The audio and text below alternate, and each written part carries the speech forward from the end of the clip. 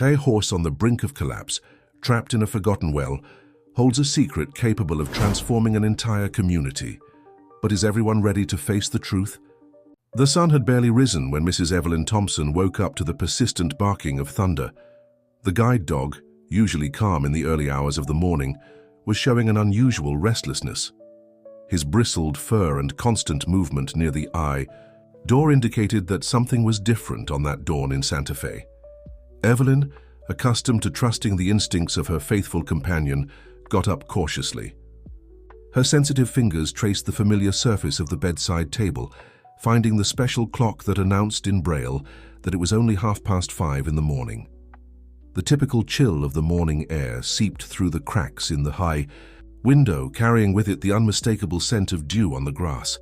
"What is it, my friend?" she asked, as her experienced hands found Thunder's leash. The dog responded with a low whine, gently pulling toward the back door. It was there that the small trail she walked daily began, a path she knew so well she could navigate it alone, even without sight. The property, an inheritance from happier times, held every step of hers in its memory. She had lived there for 20 years, 15 of them dedicated to learning every inch of that land after losing her vision. The backyard garden, with its carefully planted aromatic herbs, served as her natural map. The rosemary to the right, the mint to the left, each plant in its specific place, guiding her like the cardinal points of her small world. That morning, however, something was different. The air carried a distant sound, almost imperceptible, that didn't belong to the usual symphony of dawn. It wasn't the birds beginning their songs, nor the wind in the leaves of the ancient trees. It was something deeper, more urgent. Thunder remained restless, his paws gently scratching the dirt floor. Evelyn tightened the leash, feeling the tension in the animal's body. "Let's see what it is then," she decided, grabbing her cane and carefully closing the door behind her. The familiar path took on an air of mystery as they advanced. The sound, once distant, became clearer. It was a lament, a vibration that seemed to come from the depths of the earth. Evelyn stopped, focusing all her attention on that strange noise. Her ears, trained by years of darkness, picked up nuances that others might have overlooked. "Where to, Thunder?" she whispered, letting the dog guide her. The animal hesitated for a moment, as if it too were trying to decipher the mystery, before gently pulling her to the right, toward a more secluded part of the property. The ground shifted beneath her feet. The short, even grass gave way to rougher terrain with denser vegetation. Mrs. Evelyn Thompson recognized the area. It was a stretch of the property she rarely visited, a place her husband used to call Old Land, where ancient stories of the region were buried alongside remnants of colonial structures. The sound grew sharper. Now she could clearly distinguish a moan interspersed with noises of movement. Something or someone was in trouble, and the source of the sound seemed to come from below. Thunder stopped abruptly, causing Mrs. Thompson to nearly stumble. Her heart raced as her feet encountered a sudden change in the ground, ancient stones arranged in a circle partially emerging from the soil. Carefully, she knelt down, her experienced hands exploring the structure. It was an old well, long forgotten by time. The air rising from it was colder, heavy with moisture, and the distinct smell of damp earth. The sound was now unmistakable. Its came from the depths of that dark hole, a cry for help that only she and Thunder could hear at that moment. If this story has intrigued you, don't forget to subscribe to our channel and hit like. Tell us which city you're watching from. And let's continue. Mrs. Thompson's heart pounded as her hands traced the uneven edge of the well. Years of vegetation and accumulated soil had partially hidden the structure, but she could feel that it was an ancient construction, likely from the same era when the property was first established. Her fingers found carvings in the stones, marks, left by past generations. Thunder remained alert by her side, alternating between low barks and worried whimpers. The sound from the bottom of the well persisted, now clearer. It was definitely an animal, and it was in danger. Mrs. Thompson picked up a small loose stone and tossed it in, counting the seconds until she heard the impact. The time it took confirmed her suspicions. The well was deep, deeper than she had imagined. "We need help," she murmured to herself, carefully standing up. But who could help? The nearest neighbors had always treated her with a mix of pity and suspicion since she had been left alone. Some even said, thinking she couldn't hear, that she was too stubborn for a lady in her condition. With Thunder guiding the way back, Evelyn began to plan her next steps. She knew every neighbor within miles, even if only by their voice, and the way they walked. There was Mr. Joseph from the neighboring farm, but he was always too busy with his own cattle to care about others' problems. Mrs. Mary from the big house was kind, but she was away visiting her grandchildren in Denver. As she walked, her memories took her back to the time when her husband was still present.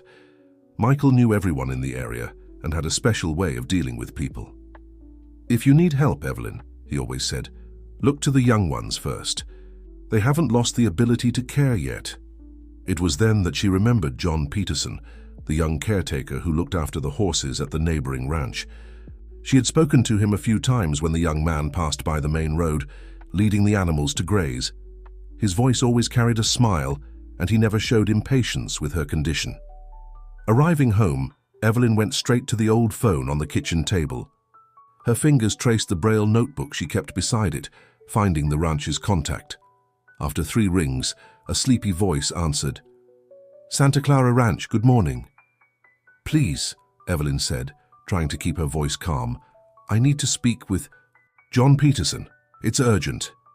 There was a moment of silence, followed by the sound of footsteps fading away.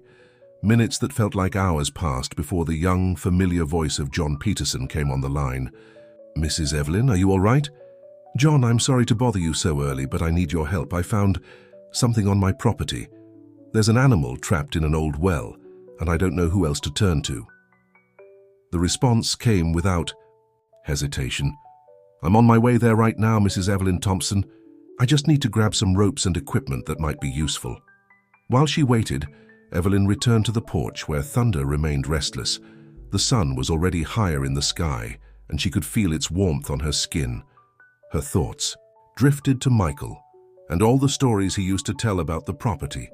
Stories of hidden treasures, ancient promises, and secrets guarded by the land. The sound of hurried footsteps on the dirt road brought her back to the present. It was John Peterson, she was sure. She recognized the rhythm of his walk, the gentle clinking of the tools he carried. Thunder perked up at the young man's arrival, his tail thumping against the wooden porch floor. "Mrs. Evelyn Thompson," called John Peterson, still breathless from the quick walk. "I brought what I could find. Where is this well?" "I'll show you," she replied, standing up. "Thunder knows the way." As they followed the trail back to the well, John Peterson asked practical questions about the situation, showing both knowledge and genuine concern. The sound of his alert and determined steps gave Evelyn a sense of confidence she hadn't felt in a long time. When they reached the well, John Peterson immediately grasped the gravity of the situation. With a powerful flashlight in hand, he leaned over the ancient edge, illuminating the depths. The beam of light revealed something that made his heart tighten. A horse covered in mud was trapped in a precarious position between the narrow walls of the well. "Mrs. Evelyn Thompson," he said, keeping his voice steady to avoid alarming the woman further. "It's a horse. It's alive. But we need to act quickly. It looks quite weak." Evelyn tightened Thunder's leash, feeling the tension in the air. "How did it end up there? This well has been abandoned for decades." John Peterson examined the surrounding area, noticing fresh marks in the vegetation. "It looks like someone's been here," he commented, crouching down to study the ground more closely. "There are tracks, but with the rain from the past few days, everything got a bit confusing." The young handler began organizing the equipment he had brought, sturdy ropes, pulleys, and some basic rescue tools. As he worked, he explained each step to Mrs. Evelyn Thompson, who listened attentively, her restless hands twisting the fabric of her apron.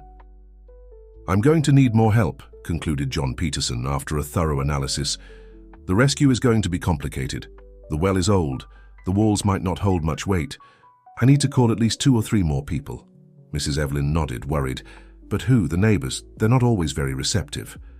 "Leave it to me," replied John Peterson with determination. "I know a few people who won't refuse. Help in a situation like this." As the young man made some calls, Mrs. Evelyn moved closer to the well, guided by Thunder. The sound of the horse's movements down below was weaker now, which increased her concern. Kneeling carefully, she reached out her hand, feeling the cold air rising from the depths. "Hold on," she whispered to the animal. "Help is coming." John Peterson returned with encouraging news. "Mr. Anthony, the blacksmith, is on his way, and Timothy from the store too. They should be here in half an hour."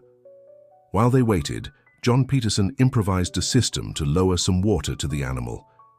Using an old bucket they found near the house, they managed to offer some relief to the trapped horse. The minutes dragged on like hours, each moment marked by anxiety and hope. Finally, they heard voices approaching along the trail. Mr. Anthony, a man in his 60s, known for his strength and skill with metal, arrived first, carrying his own tools. Shortly after, Timothy appeared, younger and more agile, bringing additional ropes and a ladder. "Mother of God!" exclaimed Mr. Anthony as he assessed the situation. "How did that creature end up down there?" The question hung in the air as the men began to work. With Mr. Anthony's experience and the youthful strength of Timothy and John Peterson, a rescue plan began to take shape. First, they needed to stabilize the walls of the well to prevent any collapse. During the preparations, John Peterson partially descended into the well, secured by safety ropes, to better assess the animal's condition. It was at that moment that something caught his attention, a metallic glint on the horse's neck. "There's something here," he shouted from below. "It looks like some kind of brooch or medal attached to an old rope." Zulmira's heart raced. "A brooch? What does it look like?" John Peterson managed to reach the object, partially cleaning it with his fingers. "It's small, oval. There's something engraved, but it's too dirty to read." "Bring it here," Zulmira requested, her voice trembling slightly. I need to touch it." When the object finally reached her hands, Zulmira felt a shiver run down her spine. Her sensitive fingers traced the surface of the brooch, recognizing familiar patterns, details she had touched hundreds of times in the past. It was impossible, she thought, but there it was. Michael's brooch, which had disappeared so long ago, now emerging from the depths of that forgotten well. Zulmira's hands trembled as she held the brooch. Every detail engraved in the metal awakened long-buried memories: the pattern of intertwined flowers along the edge, the small slit that served as a clasp, the slight unevenness on the back where Michael had marked his initials. "This brooch," she began, her voice choked with emotion, "it belonged to my husband. He never left without it, said it was more than a jewel, it was a promise." John Peterson, who had temporarily come up from the well, approached with curiosity. "A promise, Mrs. Evelyn Thompson?" Before she could answer, a worrying noise came from the well. Part of the wall had given way, causing a small avalanche of dirt and stones. The horse neighed in fright, and the sound of its hooves hitting the walls echoed ominously. "We need to act fast," warned Mr. Anthony, already preparing the ropes of the pulley system they had set up. "This well won't hold much longer." The urgency of the moment forced Evelyn to tuck the brooch into her apron pocket. The questions about its origin would have to wait. Now the priority was to save the animal that, by some mysterious twist of fate, had brought back that relic from the past. The rescue turned into a complex operation. Mr. Anthony, with his experience in ancient constructions, coordinated every move. Timothy and John Peterson took turns, partially descending into the well to try and pass the ropes around the horse. The animal, though exhausted, still showed enough strength to resist, frightened by all the commotion. "Mrs. Evelyn Thompson," called John Peterson after another failed attempt, "can you talk to him? Sometimes animals calm down with a soothing..." Her voice. Evelyn approached the edge of the well, guided by thunder. Her heart was pounding, but her voice came out steady and clear. "Easy, boy. Easy. No one here is going to hurt you. You've been so brave until now, just need to trust a little more." To everyone's surprise, the horse seemed to respond. Its movements became calmer. The neighing subsided. John Peterson took advantage of this moment to finally get the ropes properly around the animal. "I did it," he shouted, his voice echoing in the well. "Now we'll need all the strength we can muster to pull." More neighbors had arrived, drawn by the unusual commotion. Among them was Mrs. Clara, who had always kept her distance from Evelyn, but now she was there, offering help and words of encouragement. The group organized themselves around the ropes, preparing for the collective effort. "On three," commanded Mr. Anthony. "1, 2, 3. The weight was immense. The ropes stretched, creaking under the tension. Everyone pulled with all their might, their feet firmly planted on the ground. Slowly, very slowly, the horse began to rise. Evelyn, unable to help with the brute force, continued speaking to the animal, her voice serving as an anchor amidst the chaos. Thunder, by her side, barked occasionally, as if he too wanted to take part in the rescue. When the horse finally emerged, covered in mud and trembling from exhaustion, a collective sigh of relief swept through the group. The animal, a beautiful specimen despite its deplorable state, had something noble in its bearing, even after the ordeal. "It's a thoroughbred," observed John Peterson, examining the animal with an experienced eye. "And it's not here by accident. Someone brought it here." Evelyn touched the brooch in her pocket again. John's words echoed in her mind, connecting with fragments of memories, old conversations with Michael about unfulfilled promises and guarded secrets. "John," she called, her voice heavy with sudden certainty, "I need you to examine this brooch once more. Michael always said it held more than just memories. I think it's time to find out what he meant by that." John Peterson held the brooch carefully, examining it under the strong morning sunlight. Despite the years and the mud from the object retained a singular beauty. His hands, skilled in delicate work with horses, traced every detail of the piece. "There's something strange here," he murmured, focused. "This back part, it seems to have a small bump."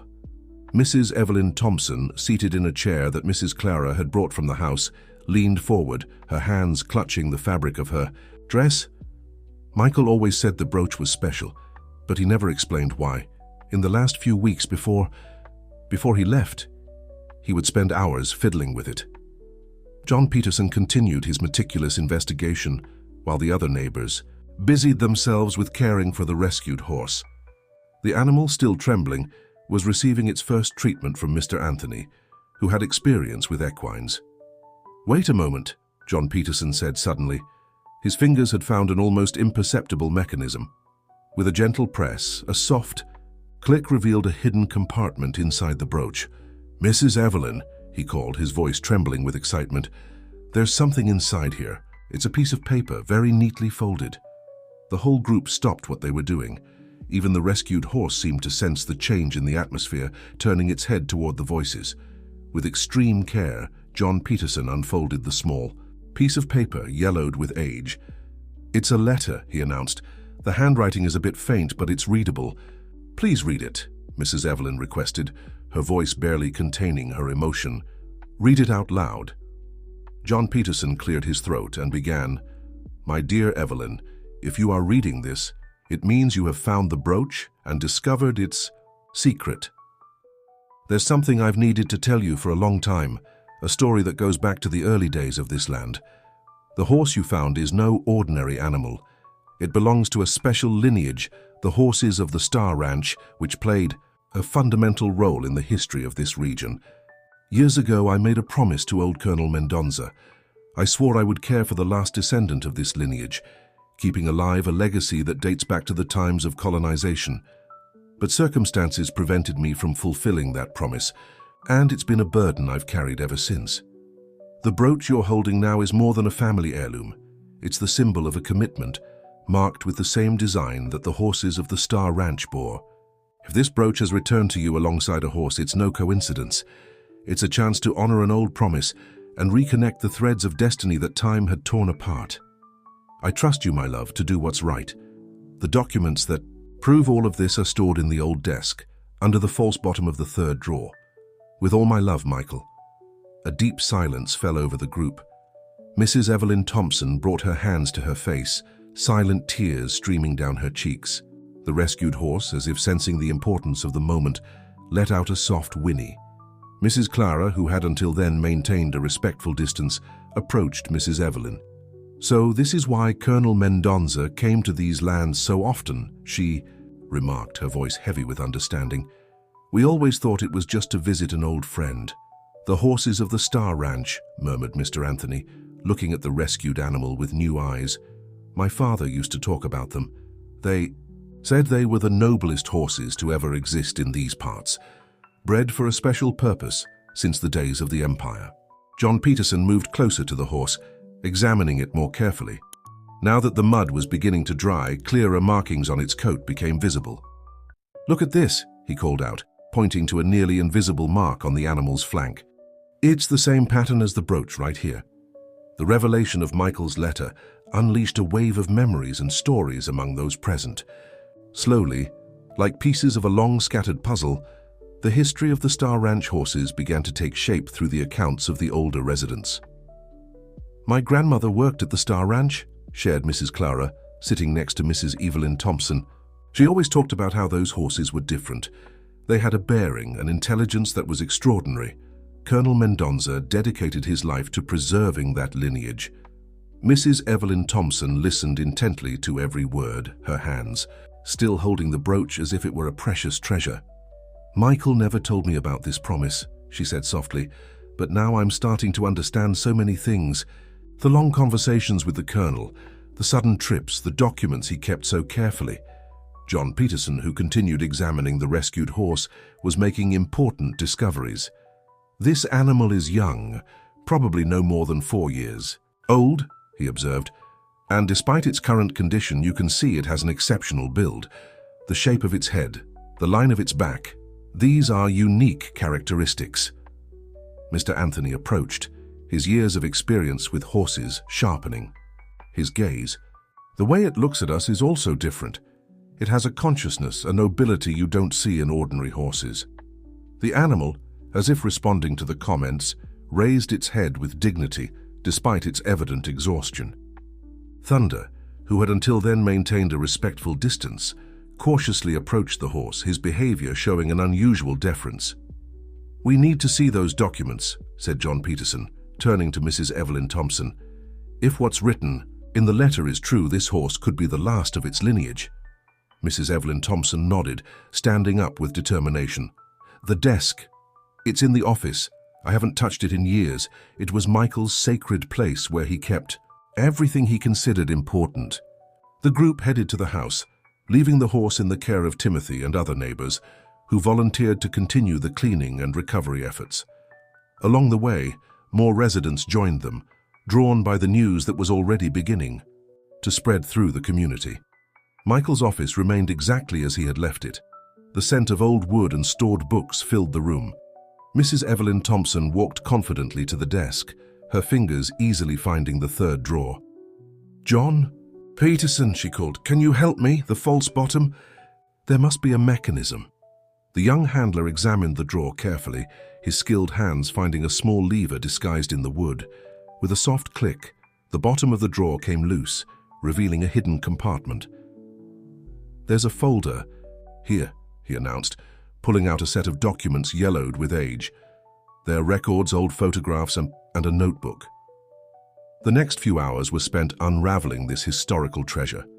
The notebook turned out to be a meticulous diary, kept by generations of breeders from the Star Ranch. There were records of births, specific traits of the lineage, and something even more surprising, a description of a greater purpose behind the breeding of these special animals. "Listen to this," said John Peterson, reading a passage from the diary. "The Star horses are not just riding animals, they are guardians of a tradition, trained to recognize and protect the deepest values of our land. Each generation carries in their blood the memory of a time when honor and loyalty were a man's greatest wealth." Mrs. Evelyn Thompson, who had been listening intently, felt a shiver run down her spine. "Michael knew all of this," she murmured. "That's why the brooch was so important to him. It wasn't just a piece of jewelry, it was a symbol of commitment to this tradition." Mrs. Clara, who was examining some of the old photographs, let out a surprised exclamation.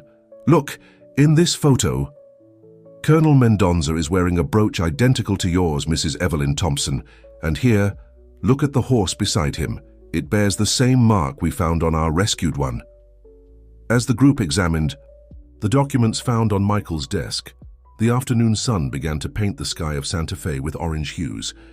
The office, now filled with people, buzzed with the energy of the discoveries unfolding. "Here are more details about Star Ranch," said John Peterson, carefully flipping through a leather-bound notebook. It seems the property was founded in 1867 by a Portuguese aristocrat named Anthony de Mendonça e Silva, the great-grandfather of Colonel Mendonça. Mr. Anthony, who had been silently observing until then, stepped forward with interest. My father used to say that Star Ranch wasn't just any property. They say Emperor Dom Pedro II even visited the place, fascinated by the quality of the horses bred there. Mrs. Evelyn Thompson, seated in her favorite chair, absorbed every word with attention. Her fingers continued to caress the brooch as if the object were a conduit for the memories surfacing. The Star horses, John Peterson continued reading, were bred with a specific purpose. Each animal was selected not only for its physical traits, but also for its intelligence and temperament. They were trained to be more than mounts. They were companions, guardians. Mrs. Clara, who was organizing the old photographs on the table, found a particularly interesting image. Look at this. This photo shows a ceremony at the ranch. The colonel is handing a brooch identical to yours, Mrs. Evelyn Thompson, to a man. Wait, isn't this a younger Michael? Mrs. Evelyn Thompson reached out, asking to touch the photograph. Her sensitive fingers traced the surface of the paper, and though she couldn't see the image, she smiled at the memory. Michael told me about that day. It was when the colonel chose him as the guardian of the tradition. But he never fully explained what that meant. John Peterson continued reading the documents, his voice tinged with surprise. According to these records, the Star horses were more than a special breed. They carried a mission. Each animal was trained to recognize and respond to specific signals, marked on brooches like yours, Mrs. Evelyn Thompson. It was a way to ensure that only the true guardians could work with them. And there's more, he added, turning the page. The horses were used in important missions during the imperial period. They carried secret messages, valuable documents, and even helped protect people who needed to escape dangerous situations. The emperor himself is said to have entrusted special missions to the Star horses. Thunder, who remained faithfully by Mrs. Evelyn Thompson's side, suddenly perked up his ears. Outside, the neigh of the rescued horse could be heard. The sound seemed different now, stronger, more confident. "He's recovering well," commented Mr. Anthony, who had just returned from checking on the animal. "It's impressive how he responds to treatment. He has a willpower I've never seen before." Mrs. Evelyn Thompson stood up, leaning on her cane. "We need to understand how he ended up in that well. Didn't Michael leave any clues about that in the documents?" John Peterson turned his attention to the final pages of the journal. "There's something interesting here. In Colonel Mendonça's last entries, he mentions that he was worried. Someone was trying to buy the last horses of the lineage, offering enormous sums. He refused to sell, saying that the legacy of the Star Ranch was priceless." "And what happened after?" asked Mrs. Clara, leaning forward with interest. "The entries stop there," replied John Peterson. "But there's a loose letter dated a few weeks before Michael left. He wrote about his concern for the last foalborn on the ranch. He said he needed to hide it, to protect it from people who didn't understand the true value of the tradition." Zulmira tightened the brooch with more force. "So that's it. The horse we found, and it must be that last foal. Manuel must have planned to bring it here, but he didn't have time to tell me." A reflective silence fell over the group. The mystery was beginning to unravel, but there were still unanswered questions. How had the horse ended up in the well? Who were the people interested in buying the lineage? And why had the animal reappeared just now? Thunder barked softly, as if wanting to join the conversation. Outside, the sun continued its journey toward the horizon, and the shadows lengthened over Mrs. Evelyn Thompson's property, still guarding their own secrets. As evening fell, the group decided to move the rescued horse to John Peterson's stable, where it could receive proper care. The animal, though still weak, showed a surprising recovery. Its eyes, once dull with fear and exhaustion, now shone with an intensity that caught everyone's attention. "We need to give him a name," suggested John Peterson, as he carefully guided the horse along the path. "Every guardian needs a name worthy of their story." Zulmira, who walked beside them with Thunder's help, smiled. "How about Hope? Because he represents exactly that, the hope that some traditions are never lost, just waiting for the right moment to resurface." The name was met with unanimous approval. Hope, as if understanding that he was being named, lifted his head and neighed, softly. His coat, now cleaned of the mud from the well, revealed a unique golden hue, characteristic of the Star Ranch lineage. In the stable, as John Peterson and Mr. Anthony prepared a comfortable space for the new guest, Mrs. Clara organized a group of neighbors to help with the care. The news of the special horse had already spread through the region, and people who had never shown interest in Zulmira's property now appeared offering help. "It's amazing how an animal can bring people together so much," commented Mrs. Clara, observing the unusual activity. "It's been years since I've seen the community so involved in something like this." Evelyn, sitting on a makeshift bench near Hope's stall, felt every movement of the animal through the vibrations on the ground and the sounds it made. It was as if a special connection was forming between them, something that went beyond physical sight. "You know," she began, her voice filled with emotion, "Michael always said that the most important things in life cannot be seen with the eyes, but rather with the heart. Now I understand better what he meant." John Peterson, who had just finished applying an ointment to Hope's legs, noticed something interesting. "Mrs. Evelyn, have you noticed that every time you speak, the horse turns its head toward you? It's as if it recognizes something in your voice." "The Star horses have always been known for their special sensitivity," commented Mr. Anthony, who was flipping through one of the journals found earlier.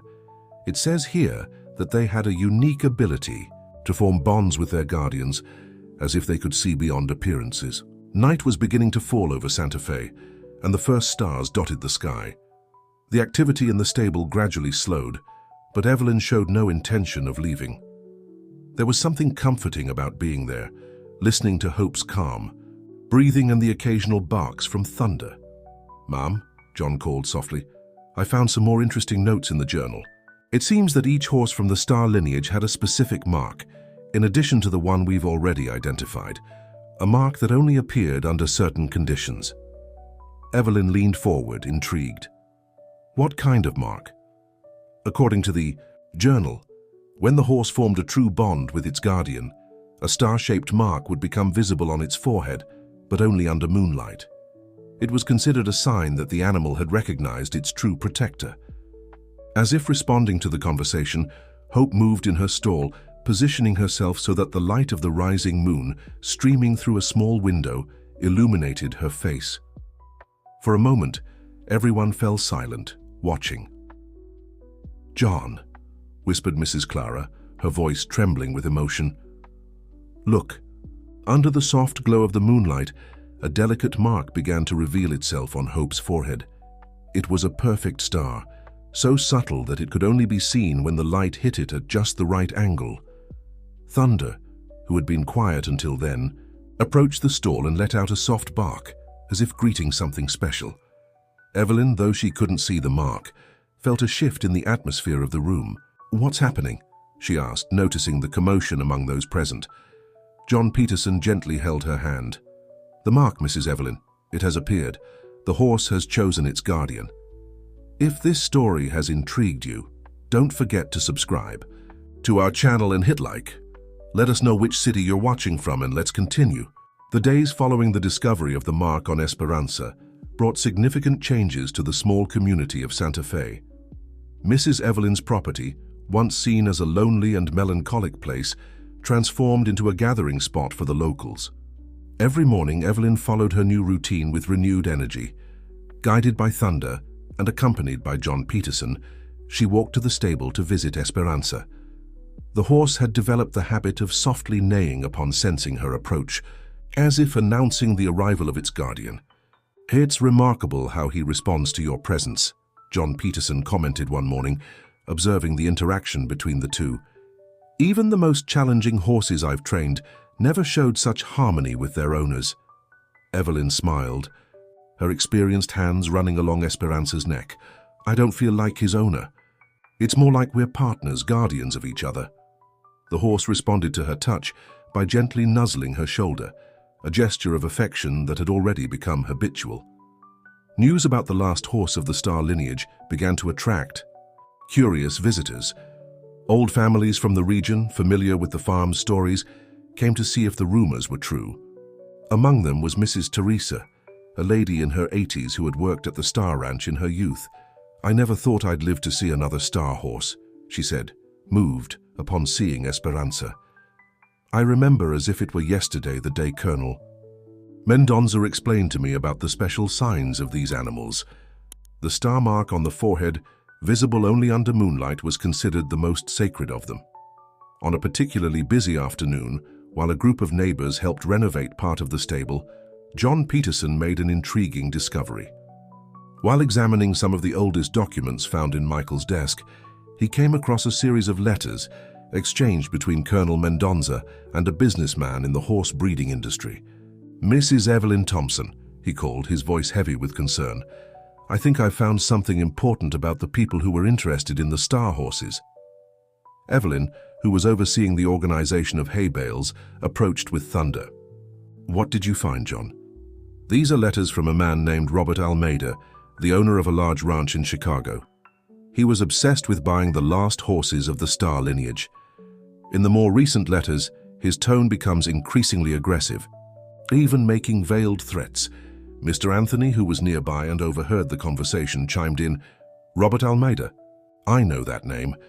He's a man known for his questionable practices in the world of horse breeders. They say he doesn't care about traditions, only profit."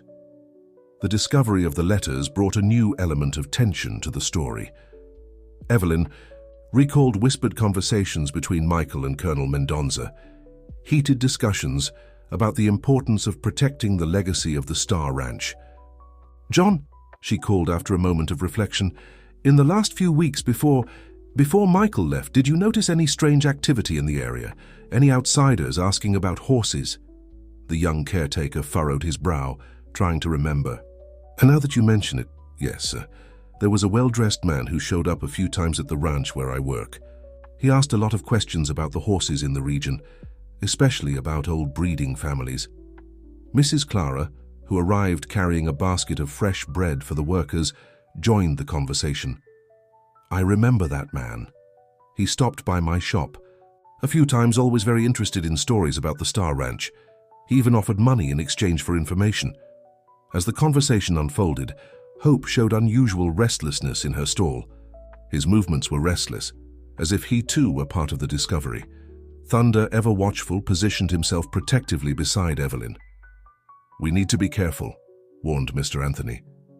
"If this Robert Almeida finds out about Esperanza, he might try something. Men like him don't give up easily when they want something." Evelyn stood up with determination, a firm expression on her face. "Michael and Colonel Mendonza protected this legacy with their lives. Now it's our turn to do the same. Esperanza isn't just a valuable horse. He's the guardian of a tradition that deserves to be preserved." The group nodded in silent agreement. The sun began to set, painting the sky in shades of orange, as a new sense of purpose and unity settled among them. What had started as the rescue of a horse had turned into something much greater: the rediscovery of a story that needed to be protected and honored. The discovery about Robert Almeida brought a new urgency to Esperanza's protection. The community, now fully invested in the story of the Star Horse, organized shifts to ensure the animal's safety. The stable was never left alone, and an informal surveillance system was established among the neighbors. John Peterson, showing a dedication that went beyond his responsibilities as a caretaker, decided to bring his mattress to sleep in the stable. "Better safe than sorry," he explained to Evelyn. "Besides, Esperanza seems calmer when he has company at night." On a particularly eventful morning, Mrs. Clara arrived at the property with important news. Her son, who worked as a journalist in Chicago, had done some research on Robert Almeida. "The man is more dangerous than we thought," she reported, gathering everyone in the stable. "According to what my son found out, Almeida has a history of acquiring rare horse breeds through questionable means. He buys the properties where the animals are kept, or pressures the owners until he gets what he wants." Evelyn, who was gently brushing Esperanza's mane, felt the horse tense up as he listened to the conversation. It was remarkable how the animal seemed to understand what was happening around him. Thunder, ever vigilant, moved closer to his owner, as if offering additional protection. But there's more, continued Mrs. Clara. It seems Almeida is coming to the area. My son heard he bought a property near Santa Fe. The news hit like a bombshell among those present. Mr. Anthony was the first to speak up. We need to be prepared. That man won't give up easily if he finds out about Esperanza. It was at this moment that John Peterson had an idea. What if we used the very history of the Star Ranch to protect Esperanza? Everyone turned to him, curious. In the documents, we found there's evidence that this lineage of horses has a unique historical and cultural value. We could seek official protection for Esperanza as a historical heritage. The suggestion sparked a wave of enthusiasm. Mrs. Clara immediately offered to have her son, with his journalism contacts, help spread the story. Mr. Anthony knew people at the Historical Heritage Institute who might be interested in the case. Mrs. Evelyn Thompson, listening carefully, felt a new hope growing. Michael always said that traditions only survive when people come together to preserve them. Maybe that's what he wanted from the start, not just to save a horse, but to bring the community together around something greater than all of us. The following days were filled with intense activity. Mrs. Evelyn Thompson's property turned into an improvised operations center. People arrived bringing old documents, photographs, and stories about the Star Ranch. Each new piece of information helped build a stronger case for Esperanza's protection. The horse himself seemed to flourish with all the attention. His recovery was remarkable, and he displayed an intelligence and gentleness that impressed even the most skeptical. With Mrs. Evelyn Thompson, he developed a deeper connection each day. It was common to see him following the sound of her footsteps through the stable or responding to her call with soft whinnies. One afternoon, while organizing the documents for the historical protection request, John Peterson made a surprising discovery in one of Colonel Mendonza's oldest journals. "Mrs. Evelyn Thompson, you need to hear this," he called, his voice trembling with emotion. According to these notes, the Star horses weren't just special animals because of their lineage. They were considered guardians of ancestral knowledge, a form of wisdom that went beyond common understanding. Evelyn approached, intrigued. How so? The colonel wrote that each horse in the lineage was born with a unique ability to recognize goodness in people. That's why the star mark only appeared when they found their true guardian. It wasn't just a physical sign, but a manifestation of a deep spiritual connection. At that moment, as if to confirm the diary's words, Hope approached Evelyn, gently resting her head on her shoulder. The gesture, so full of trust and affection, moved everyone present. "That's why we need to protect her," said Mr. Anthony. His voice choked. "It's not just an animal we're defending, it's a living tradition, a piece of our history that can't be bought or sold." Night fell over Santa Fe, and in the lantern-lit stable, a group of diverse people, united by a common purpose, continued their work. Fate had brought Hope back to the surface, and now it was their responsibility to ensure that the last Star Horse could continue to shine, lighting the way for future generations. The arrival of Robert Almeida in Santa Fe did not go unnoticed. His imported car and imposing demeanor stood out against the local simplicity. On the morning he appeared at Evelyn's property, the sun had barely risen, but the community was already on alert. John Peterson was the first to spot him, arriving with two men in suits. "Mrs. Evelyn," he called softly, entering the kitchen, where she was having coffee. "He's here." Evelyn took a deep breath, straightening in her chair. Thunder, sensing the tension in the air, positioned himself by her side. "Receive them, John. We'll face this head-on." Robert Almeida entered the house with the confidence of someone used to getting everything he wanted. His gaze swept over the simple surroundings with barely concealed disdain, finally landing on Evelyn. "Mrs. Evelyn Thompson," his voice was smooth, almost syrupy. "We finally meet. I am Robert Almeida, and I believe we have an important matter to discuss." Before Mrs. Evelyn Thompson could respond, familiar voices came from the porch. Mrs. Clara, Mr. Anthony, and other neighbors began to appear as if they had planned it. In fact, the alert system they had created worked perfectly. The news of Almeida's arrival spread quickly through the community. "You are speaking to the rightful guardian of the last horse from the Star Ranch," said Mr. Anthony, his voice firm and dignified. "And you're not just speaking to her, but to the entire community." Almeida smiled. a smile that didn't reach his eyes. "Look, I didn't come here to cause trouble. I came to do business. I have here." He pulled an envelope from his jacket. "A very generous offer for the property and naturally for the horse you found." "You don't understand," Mrs. Evelyn said, standing up with Thunder's help. "Hope is not for sale. He is not a commodity. He is the guardian of a tradition that is worth far more than money." "Madam," Almeida laughed, a joyless sound, "everything has its price. I am a patient man, but I am also a busy man. I didn't come here to listen to stories about traditions. I came to do business." At that moment, a loud neigh echoed from the stable. It was Hope, as if he were joining the conversation. Almeida turned toward the sound, his eyes gleaming with greed. "Ah, so he is here after all," he murmured, taking a step toward the door. That's when something extraordinary happened. The entire community, as if moved by a single thought, formed a human barrier between Almeida and the exit.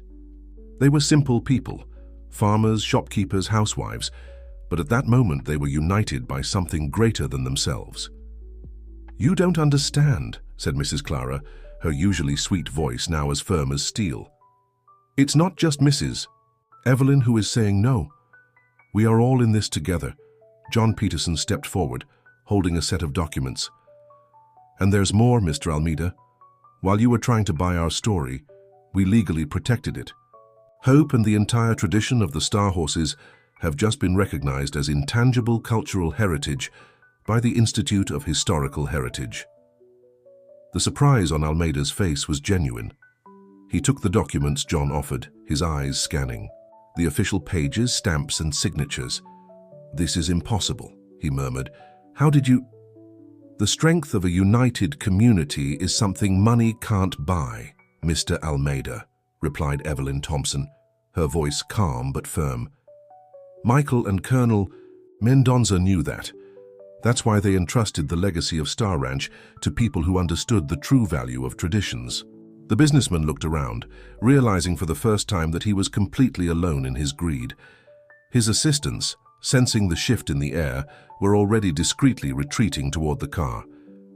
"You have no idea what you're missing," said, trying to maintain his composure as he folded the offer documents. "On the contrary," replied Evelyn, a serene smile on her face. "We know exactly what we're preserving." When Almeida's car finally left the property, an explosion of joy swept through the group. Hugs were exchanged, and tears of happiness flowed freely. In the stable, Hope neighed again, as if celebrating along with them. The weeks following Robert Almeida's visit brought a new energy to Santa Fe. The story of the Star Ranch horses, now officially recognized as cultural heritage, attracted visitors from all over the region. But these weren't ordinary tourists. They were people interested in learning about that unique tradition. Evelyn, with her keen sensitivity, realized it was time to transform her property into something more than just a refuge for Hope. With the help of the community, she began organizing what they called Star Gatherings, special afternoons where the ranch's stories were shared with the younger generations. "Every child who comes here," she said, sitting in her chair on the porch as a group of young visitors marveled at Hope, "takes with them a seed of this history. This is how traditions remain alive."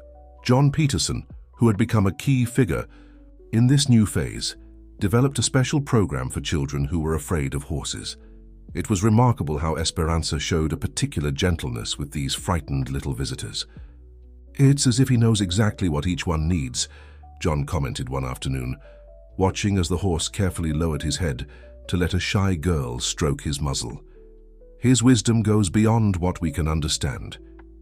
Mrs. Clara transformed the high, old store into a small cafe where visitors could enjoy local treats while listening to stories about Star Ranch. The walls were decorated with old photographs and excerpts from Colonel Mendonza's diaries, carefully preserved and framed. On one of these special afternoons, as a particularly large group gathered to hear the stories, something extraordinary happened. An elderly lady, a visitor from a nearby town, approached Mrs. Evelyn Thompson with tears in her eyes. "You don't know me," she said, her voice trembling with emotion, "but I knew your husband and Colonel Mendonza. I was very young when I worked at Star Ranch, and there's something I've kept all these years. The lady opened her purse and pulled out a small, cloth-wrapped bundle. Inside was a leather-bound book, its pages yellowed with age. "It's the diary of the first Mendonza's wife," she explained. She recorded every birth of the Star Horses, along with the songs and prayers that were sung for them. The colonel asked me to keep it until the right moment came. Mrs. Evelyn, as she touched the ancient book, felt the living history beneath her fingers. The pages contained not just records, but the essence of the tradition they had fought so hard to preserve. "John," she called, "could you read it for us?" The young caretaker opened the book carefully, and his clear voice began to echo across the courtyard. "For every star horse that is born, a new light shines in the sky. They are not just animals we raise, they are guardians of an ancient wisdom. Each one carries in their heart the memory of our land, the love for our people, the strength of our faith." As the words were read, Esperanza approached quietly as if recognizing those ancient words. Thunder, ever watchful, followed every movement, his presence as loyal as ever. "And so it shall be," John Peterson continued reading, "as long as there are pure hearts to guard this tradition. For the true value lies not in the blood of the animal, but in the nobility of the soul that recognizes it as a brother." The words resonated deeply with everyone present. Children, adults, and the elderly, united in that special moment, understood that they were part of something greater than themselves. The story of the Star Horses was not just a record of the past, it was a light that continued to shine, illuminating the path to the future. That night, when the visitors had already left and peace returned to the property, Mrs. Evelyn Thompson sat near Hope's stall. The horse gently pressed its muzzle against her shoulder, a gesture that had become its special way of showing affection. "Michael was right," she whispered, stroking the animal's silky mane. "Some stories don't need to be seen to be true, they just need to be felt with the heart." The transformation of Mrs. Evelyn Thompson's property into a living center of traditions brought changes no one could have foreseen. What began as the Star Gatherings evolved into a true cultural preservation movement, attracting people from all over the country interested in learning about the history of the Star Horses. One special morning marked the beginning of a new phase. John Peterson, who had dedicated himself to studying all the documents and diaries found, had an idea that would forever change the destiny of that place. "Mrs. Evelyn," he called excitedly. Entering the kitchen where she was preparing her breakfast, "I discovered something incredible in the diary of the first Mendonza's wife." She described a special method of training horses, using music and specific touches. It was a unique form of communication that even allowed people who couldn't see to work with the animals. Evelyn stopped what she was doing, her attention fully focused on John. Thunder, lying at her feet, lifted his head, interested in the conversation. "Go on," she urged, her heart racing with the possibilities that this discovery represented. "You've already shown a special connection with Hope, even without being able to see him. What if we use this knowledge to create a special program? We could teach other visually impaired people to work with horses, using the methods of the Star Ranch." The idea was revolutionary. In the days that followed, the entire community mobilized to make it a reality. Mr. Anthony offered his expertise to adapt the necessary equipment. Mrs. Clara organized a group of volunteers to help structure the program. The first group of students arrived on a spring morning.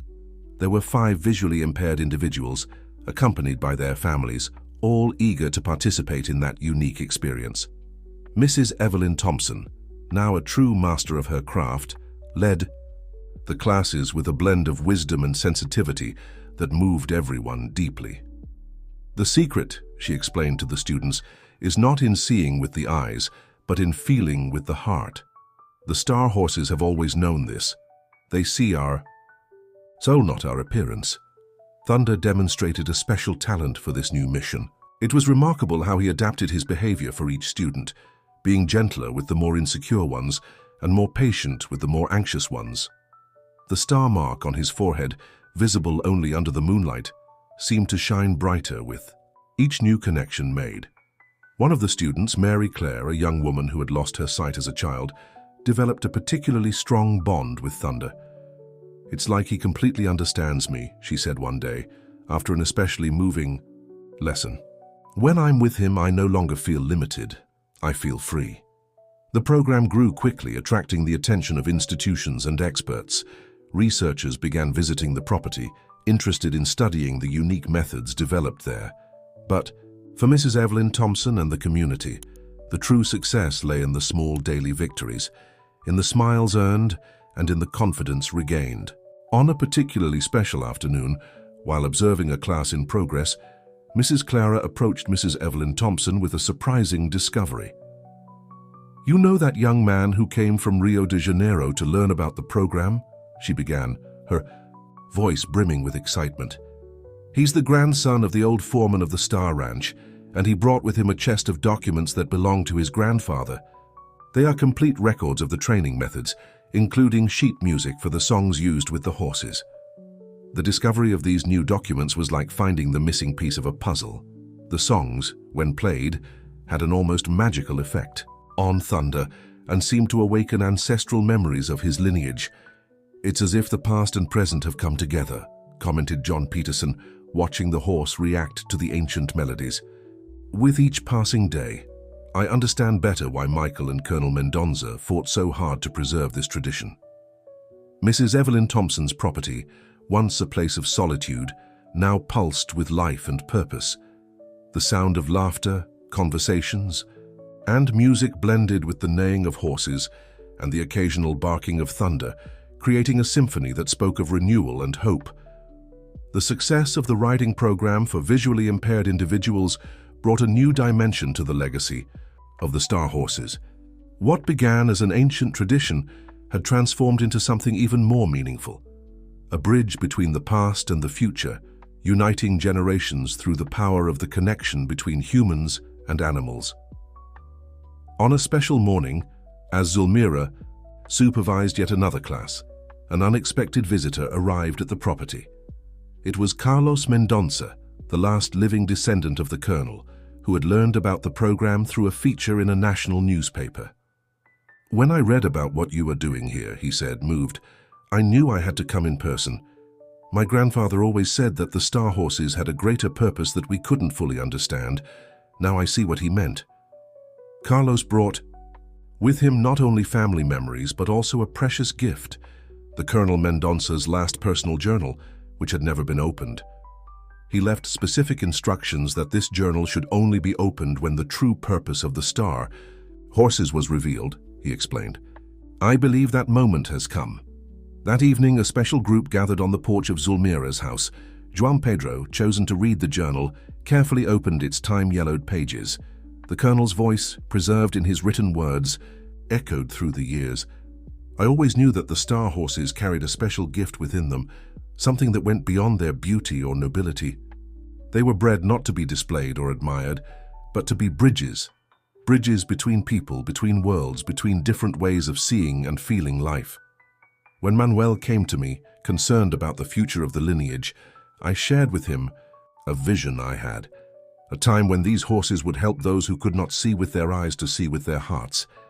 He understood immediately, and together we began to prepare the way for that future. The brooch I gave him was not just a symbol of our friendship, it was a key to this future. I knew that one day it would find its way into the right hands at the right time. And if you are reading this journal now, it means that vision has come to pass. The colonel's words brought tears to the eyes of everyone present. Zulmira especially felt as though a circle was closing.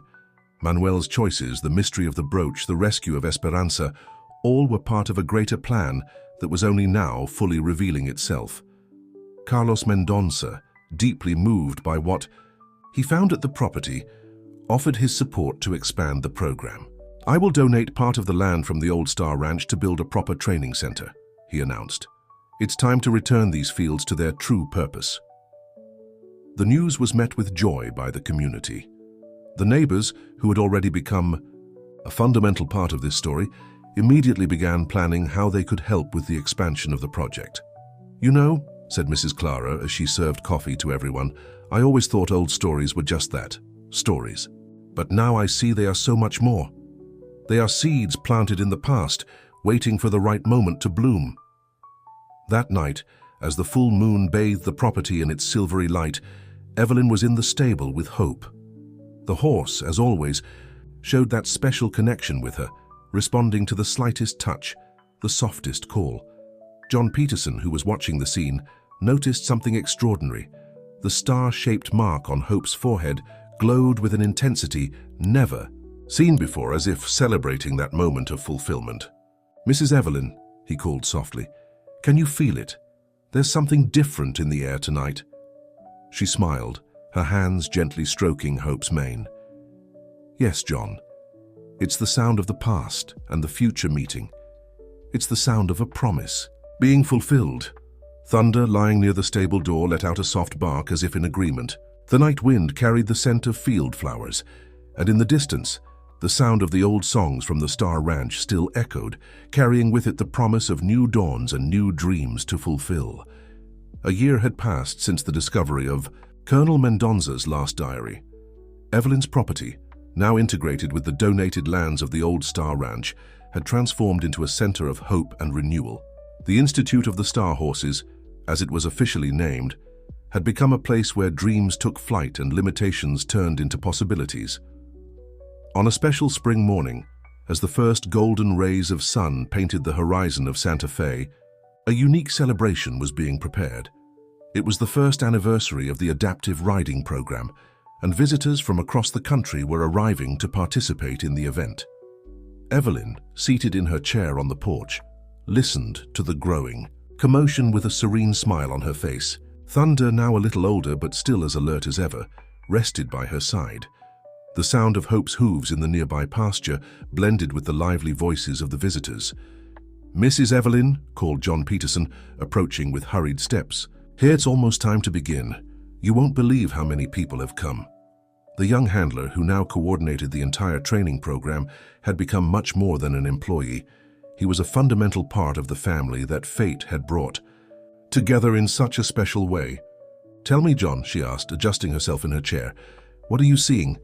"It's incredible," he began, his voice overflowing with enthusiasm. "People have come from everywhere. Entire families, professionals, scholars, and all our students came. Mary Claire is over there talking to a group of reporters about how the program changed her life." Mrs. Clara, who was approaching with a tray of fresh coffee, added, "And that's not all. I just heard that 3 other cities want to implement similar programs. The legacy of the Star Horses is spreading."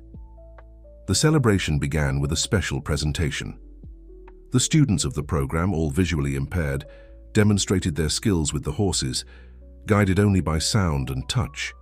The harmony between riders and mounts was so perfect that it moved everyone present. Hope, as always, had a special role. He and Mrs. Evelyn Thompson performed a unique demonstration of how the connection between humans and animals could transcend the need for sight. Their movements were like a synchronized dance, a living demonstration of the power of trust and love. During the presentation, Charles Mendonza, who was now a constant presence at the Institute, shared a surprising discovery. "We found records showing that the Star Horses have always had a special affinity with people who couldn't see with their eyes. It was as if they had been prepared over generations for this moment." The afternoon progressed with stories being shared, bonds being strengthened, and new dreams being woven. The city's group of musicians played the ancient melodies of the Star Ranch, the same ones found in historical documents, creating a magical atmosphere.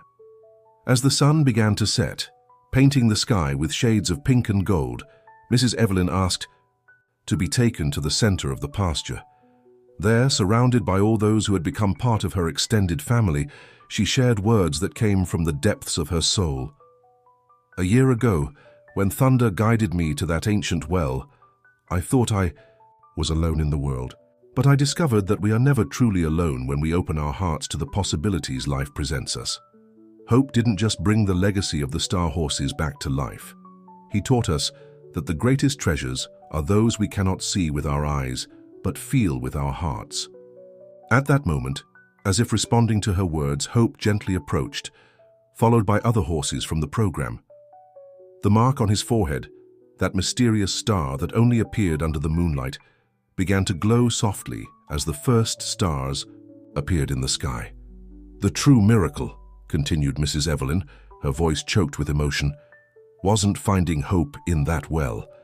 The miracle was discovering that when we come together for something greater than ourselves, there are no limits to what we can achieve. Mrs. Evelyn's words echoed across the field, touching every heart present. The legacy of the Star Horses had transformed into something much greater than an ancient tradition. It was now a beacon of hope, showing that the true treasures of life are not those we keep for ourselves, but those we share with others. And so under the starry sky of Santa Fe, as the old melodies of the Star Ranch floated through the night air, a new page of this story began to be written. A story that would continue to shine like the stars in the sky, lighting paths and transforming lives for generations to come. If this story intrigued you, don't forget to subscribe to our channel and hit like. Let us know which city you're watching from, and stay tuned.